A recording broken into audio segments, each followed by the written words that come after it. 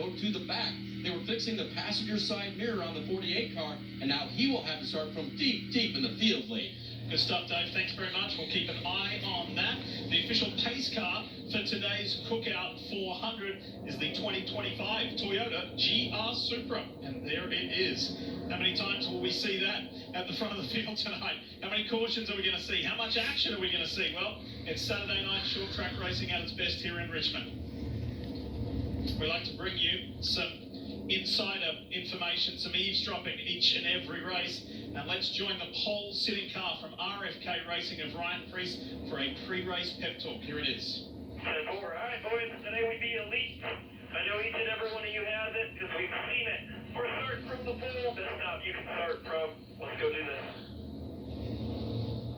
All right, let's get after it. We know what we got to do tonight. It's only one way in, so let's just get it done. Yes, sir. Chasing down, that's it. Chasing wins. That is it. Michael McDowell, who starts from 10th position in this race. It is a stunning night here in the Commonwealth of Virginia. A packed house with so much on the line, and none more so for the guy who's going to start from pole position. Under pressure. This is a fun racetrack. And I said it at the beginning, Ryan Priest, he's ready for tonight, but there are so many unknowns going into this race. In practice yesterday, the tires would lose a ton of speed. Steve Letarte did a great job of walking through the potential strategies. They're going to count down the green show. We're going to watch it all unfold tonight. I think it's going to be chaotic.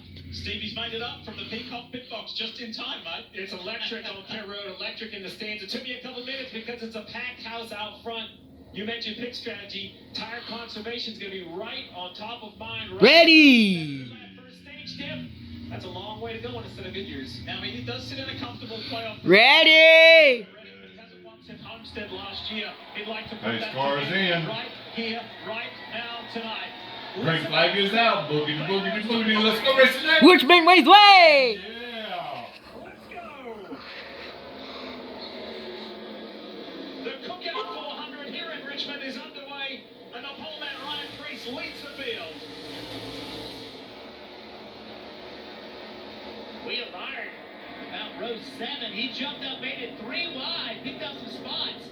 Still trying to make it work. McDowell trying to shut the door. Tried to get to that right rear quarter panel. McDowell knew that was going to be a costly spot. 3 wide with a dive move to the inside. Chase Elliott, that teal car stuck in the middle.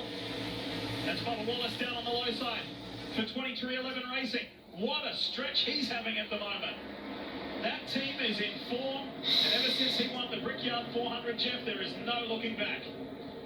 And tonight's an opportunity to start building that playoff momentum. Chase Elliott with a stereotypical move for this racetrack. Make a late left-hand turn.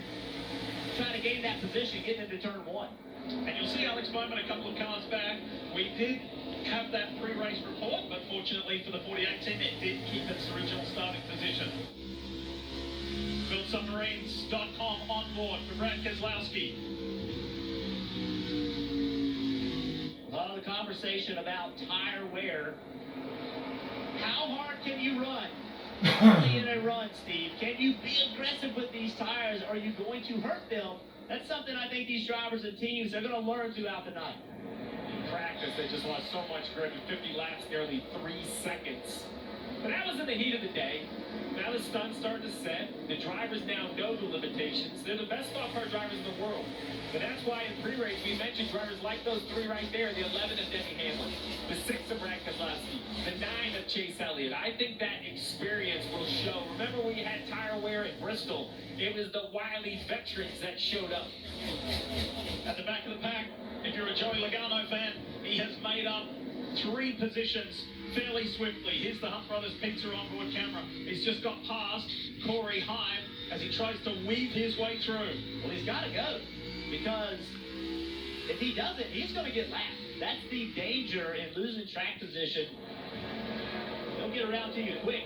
Yeah, Jeff, the poor thing for Joey Logano is he didn't lose it, he just never had it. He just dreams about being towards the front of the field. Look at this. Look at the Corley Chevrolet of AJ Allmendinger up against the wall, side by side with Tyler Reddick. AJ had his best start of the year, and now is edging his way closer to holding second spot.